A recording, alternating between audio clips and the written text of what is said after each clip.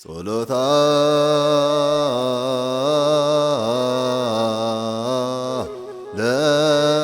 ለማርያም ወስልታ ያድነነ እመአተ ወልዳ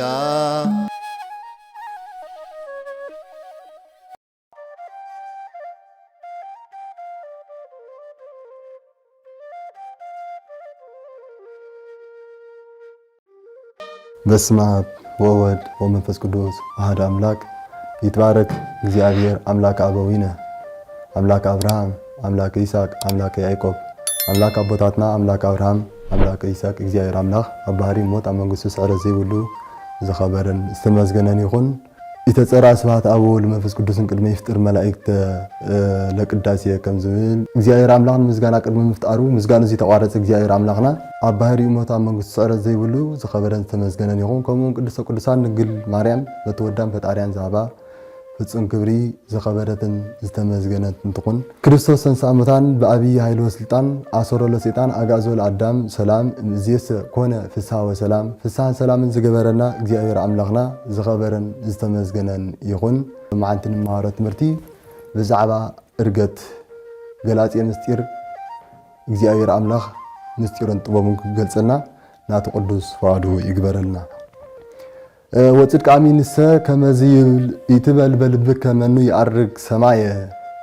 ሐቄና ወንጌል ከምዝ ትብል ይትበል በልብከ መኑ ይአርግ ሰማየ ናብ ሰማይ ዝዓርግሲ መን እዩ አይትበል ኢሉ ሐዋርያ ቅዱስ ጳውሎስ ናብ ሰብ አሮሚ ምዕራፍ 10 ፍቅደ 6 ተናጊሮ ዘሎ ኃይለ ቃል ማለት እዩ እቲ ዝዓርግ ናብ ሰማይ መን ኢልካ ስኻ አይትጠራጠር ዮሐንስ አፈወርቅ ዝብሎ ይደልዎ ለዚ ያነብብ ቅድመ ይስክር ስሞ ለባለ መጽሐፍ ወምዚ ያንብብ ወይመሃር ከም ዝብል ነቲ በዓለ መጽሐፍ መንኩም ዝኾነ ናይቲ ሰብ አቀዲንካ ተዛረብ ተናገር ከም ዝብል በዓለ መጽሐፍ ናይዚ ተናጋሪኡ መንኩም ዝኾነ ንእሽተይ ክንርኢና ነዚ ተዛረበ ነዚ ኃይለ ቃል ተዛረበ ቅዱስ ጳውሎስ እዩ አቀዲሙ ሳውል ተባሂሉ ከም ዝፍለጥ አሳዳዲ ዝነበረ ብድሕሪኡ እግዚአብሔር አምላክ ግን ይፈቅድ ምክንያት ለዲን ንድሕነት ዝደሊ አምላክ ስለዝኾነ እግዚአብሔር አምላክ ናብ ቤቱ ፀውዒዎ ግብረ ሐዋርያት ምዕራፍ 9 ናይ ቅዱስ ጳውሎስ ታሪክ ከም ዘሎ ሳውል ለምን ትሰደኒ ሳውል ስለምንታይ ንዓይ ትሰድደኒ ኣለኻ እግዚአብሔር አምላክ ናይ ምእመናን ስደት ናቱ ስደት ገይሩ ንምንታይ ንዓይ ተሳድደኒ ኣለኻ ብዝብል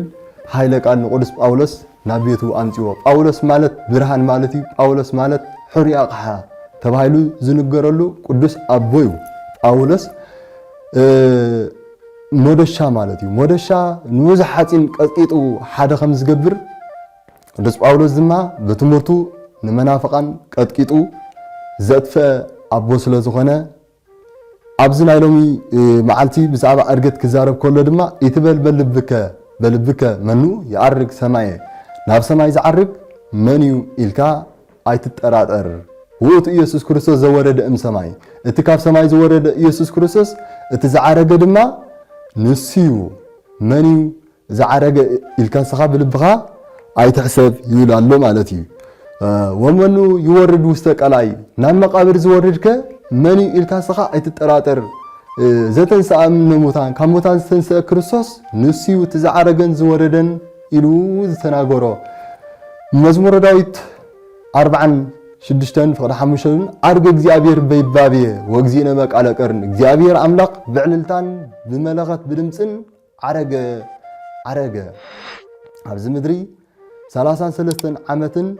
4 ወርሕን 10 በዓልትን ምስ ገበረ ክርስቶስ ወልደ እግዚአብሔር ብናቱ ስልጣን ናብ ሰማይ ዓረገ ዘምሩ ለእግዚአብሔር ዘምሩ ንአምላክና ዘምሩ ለእግዚአብሔር ዘአርገ ውስተ ሰማይ ይብል ኣብ 87 ፍቅዲ 33 እውን ናብቲ ናብ ሰማይ ዝዓረግን እግዚአብሔር አምላክ ዘምሩ አመዝግኑ እግዚአብሔር አምላክ ዘምሩሉ አመዝግኑሉ ይብል እቲ ዝዓረገ መን እዩ እቲ ዝወረደ ካብ ሰማይ እቲ ናብ ሰማይ ዝዓርግ ደሎ ድማ ክርስቶስ ወልደ እግዚአብሔር ንስዩ ክርስቶስ ነዚ ኃይለ ቃል እዚ እቲ ዓቢ ሊቅ ናይ ቤተ ክርስቲያንና ዝኾነ ዮሐንስ አፈወርቂ ኣብ ሃይማኖት አበው 67 ካብ ፍቅዲ 12 ክናገር እንከሎ ይብየ አርገ እግዚአብሔር በቃለ ቀርነ መዊ በታ አሸናፊ ነጋንንት ዝስዕረሉ بقللتا بحاجوس بدستا كريستوس ولد እግዚአብሔር ናብ ሰማይ ዓሪጉ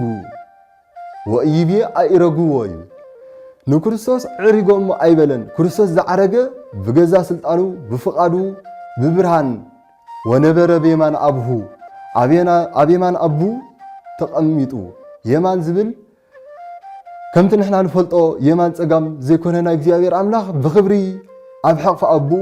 ኣብ ኢድ እግዚአብሔር አምላኽ ተቀሚጡ ክንብል እስመ ብሂለ የማን ይመርህ ሃበ ተዋህደቶሙ ለስሉስ ቅዱስ ከም ዝብል ኣብ ድርሳኑ ዮሐንስ አፈወርቅ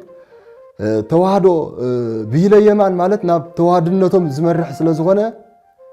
አርገ ንዝበሎ ይቢ አርገ በቃለ ቀርነ መዊ አጋንንት ተሰዓረሉ አጋንንት ተነፍሉ ኣብ ዕለት ዓርቢ ጎይታናን መድሓናን ኢየሱስ ክርስቶስ በገዛ ስጋ በገዛ ስጉ ኣብ መስቀል እንከሎ መለኮት በአካለ ነፍስ ሲል ወሪዱ ካብ አቤል ክሳብ ዕለት ዓርቢ ዝነበራ ነፍሳት ከውፅእ እንከሎ ዲያብሎስ መንውእቱ ዝንቱ ዞምአኒ መን እዩ ዘሰንፈኒ ደሎ ጎይታናን መድሓናን ኢየሱስ ክርስቶስ ነፍሳት ማሪኹ ነፍሳት ሒዝወን ከወፅእ እንከሎ ሲኦል እቲ ብርሃን ዝኾነ ክርስቶስ ምስ ኣተዋ ከምዚ ሓደ ቤት ብርሃን ፀኒሕዎ ብርሃኑ ክእሎ እንከሎ ፍሉይ ፀልማት ዝኸውን ክርስቶስ ድማ ካብ ሲኦል ነፍሳት ሒዙ ምስ ወፀ ፍሉይ ፀልማት ኮነት ይብላ ሲኦል ማለት እዩ ዲያብሎስ መንውእቱ ዝንቱ ዘበብዝሃ ብርሃኑ ኣኦሮ ለሲኦል ዝበሎ ነዚ ማለት እዩ ትምህርቲ ህውኣት ይብየ ኣይረግዎ ንጎይታ መላእኽቲ ኣይኮን ዕሪጎሞ ከም ናይ በዓል ኤልያስ ኣይኮነን ኤልያስ እስመ ይክል ኣይርጎ እስመ ኤልያስ ይክለ በዝንቱ መካን ይርግ ከመ ክርስቶስ ከም ክርስቶስ ኤልያስ ከማን ከዓርግ ኣይከኣለን አላ ኣይረግዎ ሃይላት ዝተኣዘዙ መላእኽቲ ዳኒ ኤልያስ ይዕሪጎም ናብ ሰማይ ወሲዶሞ ብሰረገላ እሳት ንኤልያስ መላእኽቲ እዮም ዕሪጎሞ ናይ ክርስቶስ ዕርገት ግን ከምኡ ኣይኮነን ክርስቶስ ናብ ዝኽመጽ እንከሎ ወይ ናብ ዕርገት ክኸይድ እንከሎ ወይፈቀደ መራሕያ ለፍነቱ በቅድሚሁ ንመንገዱ ቀቅድሚኡ ኸይዱ ንዕርገቱ ዝጸርግ ኣቐዲሙ ናብዚ ዓለም ክመጽእ ከሎ ክርስቶስ ቅዱስ ዮሐንስ ናቱ መንገዲ ጸያሕ ፍኖት ዮሐንስ ከም ዝተባሃለ ጎይታ ክዓርግ ከሎ ግን ፀራግ መንገዲ ቀቅድሚኡ ዝኸይድ ኣይደለየን ወቃል እግዚአብሔር እሰ ዋህድ ለሊሁ አርገ በስልጣኑ አካላዊ ቃል ኢየሱስ ክርስቶስ ግን ብናቱ ስልጣን ናብ ሰማይ ዓሪጉ እስመ እግዚአ ኃያላን ውእቱ ፈጣሪ መላእክቲ ንኹሉ ዓለም ዝፈጠረ 22 ፍጥረታት ዝፈጠረ እግዚአብሔር መላእክቲ ዝፈጠረ እንሱ ስለ ዝኾነ መላእክቲ አይዕረግዎን በገዛ ስልጣኑ ዳ ዓሪጉም ዮሐንስ አፈወርቅ ክናገር ከሎ ስለ ወንጌላዊ ሉቃስ ከመዚብ ሉቃስ ወንጌላዊ በመጽሐፈ ግብር ዘሐዋርያት ኣብ ግብር ሐዋርያት ሉቃስ ወንጌላዊ ከም ዝናበለ ይዛረብ እስመ አርዳኢሁ ያንቃዱ ሃቢሁ እንዘ ይዓርግ ሰማይ ደቀ መዛሙርቱ ናብ ሰማይ ከዓርግ ከሎ ናብ ጎይታ ተመልከቱ ከዓርግ ከሎ ሐዋርያት ንጎይታናን መድሓናን ኢየሱስ ክርስቶስ ሪኦሞ እዮም ግብር ሐዋርያት ምዕራፍ 1 ፍቅዲ 9 ዘለውን ወእዘ ዘንተ ይብሎሙ ተለአለ ከም ዝናበሎም ከሎ አንቱም ትኮኑ ንሰማዕቲ የኢየሩሳሌም ንስኻትኩም ኣብ ኢየሩሳሌም ምስክረይ ክትኮኑ ኢኹም እናበሎም ከሎ ጎይታ ካብኦም ዓረገ ወነስአቶ ደመና ብርህቲ ደመና መጽያን ጎይታናን መድሓናን ኢየሱስ ክርስቶስ ካብ ሐዋርያት ወሰደቶ ወነስአቶ ደመና ወተሰወረ ማዕንቲሆሙ ካብ ቅድሚ ዓይኖም ጎይታ በአንደበት በቅጽበት ተሰዊርዎሚ ንሐዋርያት ማለት እዩ ኣብዚ ግዜ እዚ ጎይታ ምስ ዓረገ ወነበሩ ክልኤቱ እደው ክልተ ኣሰቡት እደው ተባሂሎም ደለው መላእኽቲ እዮም ወይ ለብሱ ጻዕዳ ልብሲ ዝለበሱ ክልተ መላእኽቲ ኣብ ጎኖም ነይሮም ምንትኑ ትርአዩ ምንተ ትርአዩ ኣብዚ እንታይ ትርእዩ ኣለኹም ኣብዚ እንታይ ትገብሩ ኣለኹም ዝውእቱ ዝዓረገ ኢየሱስ ክርስቶስ እቲ ዝዓረገ ክርስቶስ እዩ ብብርሃን ብስልጣን ብቅዳሴ መላእኽቲ ዝዓረገ ክርስቶስ እዩ ኣብዚ እንታይ ትገብሩ ኣለኹም ከምዚ ሕጂ ክዓርግ ከሎ ዝረኣኽሞ ኣብ ዳግማይ ምጽኣት ድማ ኣብ ግዜ ምጽኣት ኮይኑ ብስልጣኑ ከምዚ ናብዚ ምድሪ ድመጾ ዳሕራይ ድማ ኣብ ግዜ ምጽኣት ክመጽኡ ከምዚ ኢልኩም ክትርእይዎም ኢኹም ከምዚ ኣቀዲሙ ሕጂ ብክበበ ትስብኢት ጎይታ ዝዓርግ ደሎ ብክበበ ትስብኢት ድማ ናብዚ ምድሪ ከም ዝመጽእ ኢሎም እቶም መላእኽቲ ነገርዎም ወንጌላዊ ሉቃስ ምዕራፍ 24 ፍቕዲ 51 ወእንዘ ይባርኮሙ ተረሃቆሙ እንዳባረኾም ከሎ ካብኦም ናብ ሰማይ ጎይታናን መድሓኒትናን ኢየሱስ ክርስቶስ ዓረገ ይብል ወይትበልበል ልብከ መን ይዓርግ መን ናብ ሰማይ ዝዓርግ ክትብል እንተኾንካ ውእቱ ኢየሱስ ክርስቶስ ዘወረደ እምሰማይ እቲ ካብ ሰማይ ዝወረደ ክርስቶስ ንስዩ ናብ ሰማይ ዝዓርግ ዘሎ ወንጌላዊ ዮሐንስ ምዕራፍ 3 ፍቕዲ 13 አልቦ ዝዓርገ ዘእንበለ ዘወረደ ወልደ እጓለ እመሕያው ክርስቶስ ይብል ናብ ሰማይ ብዘይካቲ ካብ ሰማይ ዝወረደ ወልደ እጓለ እመሕያው ክርስቶስ ናብ ሰማይ ዝዓረገ ወለሓደ የለን ናብ ሰማይ ዝዓረገ ብዛዕባ ናይ ጎይታናን መድሓኒትናን ኢየሱስ ክርስቶስ ዘማራይ ልበ አምላክ ቅዱስ ዳዊት ብዙሕ ነገር እውን ተናጊሩሉ እዩ አረገ ውስተ አርያም ፀዊዎ ከፀዋ ምርኮ ማርያካ ናብ ሰማይ ዓሪካ ይብለሎ አቅዲሙ እግዚአብሔር አምላክ ህዝቢ እስራኤል ኣብ ግብፂ ን430 ዓመት ተማሪኾም ኣብ ግብፂ ነይሮም እዮም መወዳእታ ግን እግዚአብሔር አምላክ ወአብፀኦም ሰርገ ወርቅ ወብር ወርቃዊ ዝኾነት ሃይማኖት ሒዙ እግዚአብሔር አምላክ አውፂዎም ንህዝቢ እስራኤል አውፂዎም ሲኦል ከማን በአምሳለ ሲኦል ማለት ግብፅ ማለት ሲኦል ተባሂላ ፈርዖን ሰራዊቱ ናይ ዲያብሎስ ምሳሌ ተባሂሎም እዮም ዮርዳኖስ ናይ ጥምቀት ምሳሌ ጎይታናን መድሓኒትናን ኢየሱስ ክርስቶስ ብ30 ክረምቲ ወአሰሰ ወጋሃደ ወአሰረዐ ብ30 ክረምቲ በዮርዳኖስ ተጠንቀ ብ30 ዕድሚ ኣብ ሩባ ዮርዳኖስ ተጠሚቁ ወኮነ ከማነ ዘንበለ ኃጢአት ባህቲታ ልክዕ ከማና ከም ሰብ ኮይኑ ኣብዚ ምድሪ ተመላሊሱ መወዳእታ ኣብ ሩባ ዮርዳኖስ ተጠሚቁ ዕለት ዓርቢ ናይ ኩላትና ዝነበረ ኩሉ ተፈጺሙ ወይቤ ተፈጸመ ኩሉ ነገር ዝተፈጸመሉ ጎይታ ኢየሱስ ክርስቶስ ዕርጎቱ እንተዳ ክትኣምን ተኾንካ ናቱ አቀዲሙ ምውላዱ ምምፁ ምጥማቁ ምጻሙ ምጽላዩ ኩሉ ነገር ሓሲብካ ዕለት ዓርቢ ዝገበረልካ ዕለት ዘኪርካ ንዕለት ናይ ጎይታናን መድሓኒትናን ኢየሱስ ክርስቶስ ዕርገት እውን ቅድስት ቤተ ክርስቲያን ናይ ጎይታናን መድሓኒትናን ኢየሱስ ክርስቶስ ተብዕሎ ደላ ዕርገት ማለት እዩ ኤፌሶን ምዕራፍ 4 ካብ 9 ዘሎ መኑእን ከይዓርግ ወሰበ ይወረደ መትተ ምድር ናብዚ ምድር ከይወረደ ከመይሉ ከዓርግ ቅድም ክወርድ ኣለዎ ድሕሪ ድማ ከዓርግ ኣለዎ ምውራዱ ምምፁ ናይ ጎይታናን መድሓኒትናን ኢየሱስ ክርስቶስ አቀዲምና ንኣምን ድሕሪ ድማ መን እዩ ዝዓርግ ኣይትበል ዘወረደ ህይወቱ ወዝዓርገ ህይወቱ እቲ ካብ ሰማይ ዘወረደ ንሱ ወንጌል ማቴዎስ ምዕራፍ 14-18 ወያህድገክሙ እጓለ እማውታ ትኩኑ ከም አቦን አደን ዘይብሉ ዘኽታማት ኮንኩ ክትነብሩ አነ ኣይገድፈኩም እየ አነ ድማ መጸናንዕ መንፈስ ቅዱስ ክልእኸልኩም እየ ባዕለይ ክመፀኩም እየ ክባርኸኩም እየ ቅዱሰኩም እየ እንዳበለ ንሐዋርያት አቦታትና ዘኽታማት ኮንኩም ክትነብሩ አነ ኣይገድፈኩም እየ እንዳበለ እግዚአብሔር አምላክ ዝዓረገሉ ዓርገ ዝበሎ ነዚዩ ይትበልበል ብከመኑ ይዓርግ ውስተ ሰማይ ጎይታናን መድሓኒትናን ኢየሱስ ክርስቶስ ዓሪግ እዩ ከዓርጉን ከሎ ሐዋርያት አቦታትና ኩላቶም ምስኦም ዝነበራ አንስቲ ከይተረፋውን ጎይታ ኢየሱስ ክርስቶስ ሪኦም እዮም ጎይታ ምስ ተንስአ ኣብዚ ምድሪ 3 ጉባኤ ሰሪዑ ይብሎ 40 መዓልቲ ገርዩ ጉባኤ ድሰርዓሉ ግን 3 መዓልቲ እዩ ነዚ ነቲ ሰብ ንምርዳድ ኣምር ጎይታ ኢየሱስ ክርስቶስ ንሐዋርያት ከይተገለጸሎም ከይመሃሮም ኣይውዕልኒ ነይሩ እዩ ኣብ ባሕሪ ጥብርያዶስ ዝገበሩ ዓብ ተኣምራት እውን ሐዋርያት ሙሉእ ለይቲ ዓሳ ክገፉ ሓዲሮም ምሳኣኑ ጎይታ ኢየሱስ ክርስቶስ ግን ምስ መጾም እስኪ ንየማን ገጽኩም መርግበብኩም እተው ምስበሎም ሰራሃይና ኩላ ሌሊተ ሙሉእ ለይቲ እኳ ንሕና ደኺምና ኢና በቃ ኣብዚ ግን ጎይታ ኢየሱስ ክርስቶስ ከም ዝኾነ ስለ ዝፈለጡ ስቂሎም ዝበሎም ገይሮም ሙሉእ ለይቲ ደኺሞም ዓሳ ሲኢኖም ምስ ሓደሩ ጎይታ ምስ መጾም ግን እልቢ ደይብሎም ዓሳታት ገፈፉ ካብዚ ሒዞሞም ናብ ደገ ምስ ወፁ እውን ጎይታ ሒዝዎ ምስ ወፅ ኣብ ደገ መላእኽቲ ብጋፃት ዝብል ብጓሃሪ ዝተጠብሰ ዓሳ ሒዞም ፀንሖም እዚ ምስጢር ደለዎ እዩ ሐዋርያት ግን እዚ ከመዩ ከይበሉ አቀዲሙ ጎይታ ኢየሱስ ክርስቶስ ንሐዋርያት ክምገቦም ከሎ ፍርቆም 6 ኮፍ ኣቢሉ 6 ከዓ ኣተሲኡ ይምገቦም ነይሩ ኣብዚ ግዜ እዚ ግን ንኩላቶም መጊብዎም ናይ ኩላታትኩም ጸሎት ኣነ ክቕበለልኩም እየ ማለት እዚ ቅዱስ ጴጥሮስ 153 ዝኣኽሉ ዓሳ ሒዝናኡ መፀ እዞም 153 ዓሳታት ተባሂሎም ደሎ ምስጢር ዘለዎ 150 ናይ ሊቃውንቲ 3 ድማ ናይ ስላሴ ምሳሌ እዮም ጎይታ ኢየሱስ ክርስቶስ ኣብዚ ምድሪ ዝገበሮ ተኣምራት ወገብረ እግዚእ ኢየሱስ ብዙሓት ተኣምረ ዘይተጽፈ ውስተ ዝንቱ መጽሓፍ ይብሎ ወንጌላዊ ዮሐንስ ጎይታ ኢየሱስ ክርስቶስ ኣብዚ ምድሪ ብዙሕ ተኣምራት ገይሩ ነገር ግን ኣብዚ መጽሓፍ እዚ ኣይተጻሕፈን ናይ ጎይታ ዕርገት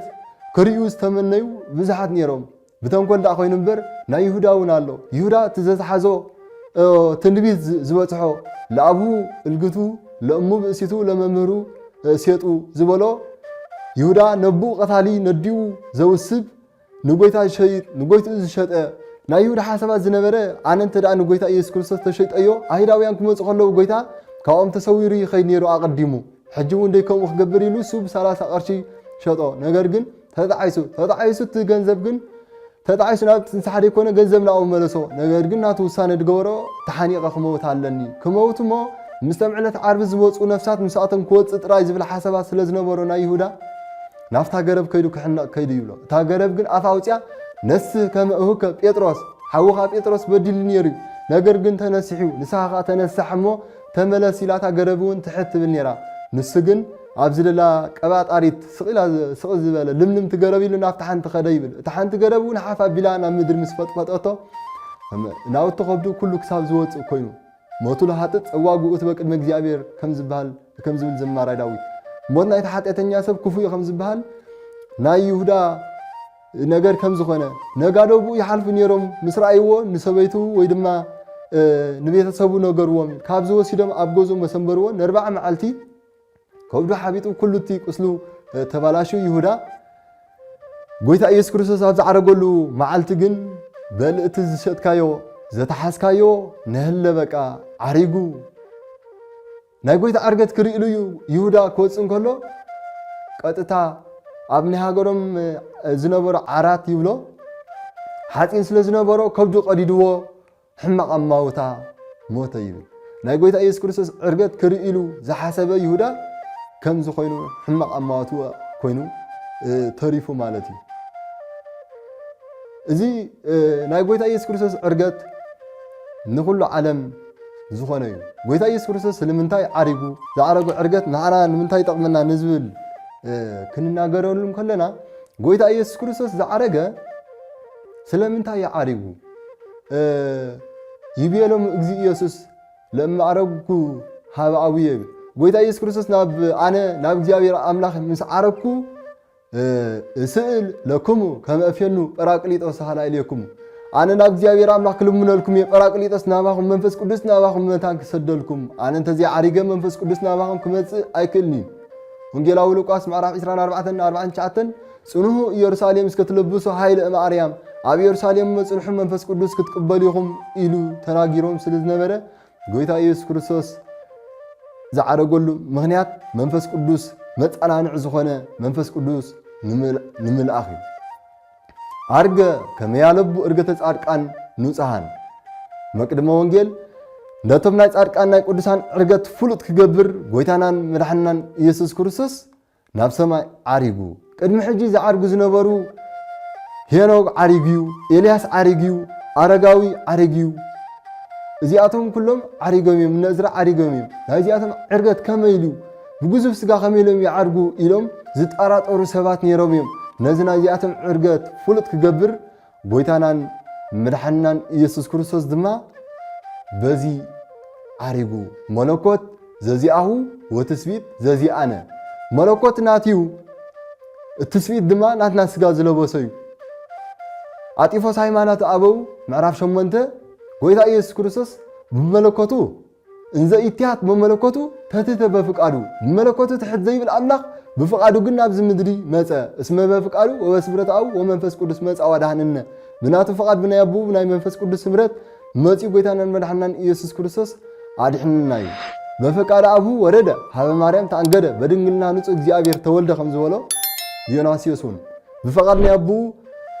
ናብ ቅድስት ድንግል ማርያም መጺኡ ብድንግልና ንጹህ ክርስቶስ ወልደ እግዚአብሔር ተወሊዱ ሎሚ እዋን ድማ ተሰቂሉ ሞይቱ ተንሲኡ ዝዓረገሉ ግዜ በጽሒው ናይ ጎይታ ዕርገት ንዓና ዕርገት ከም ዘለና ሞይትና ፈሪስና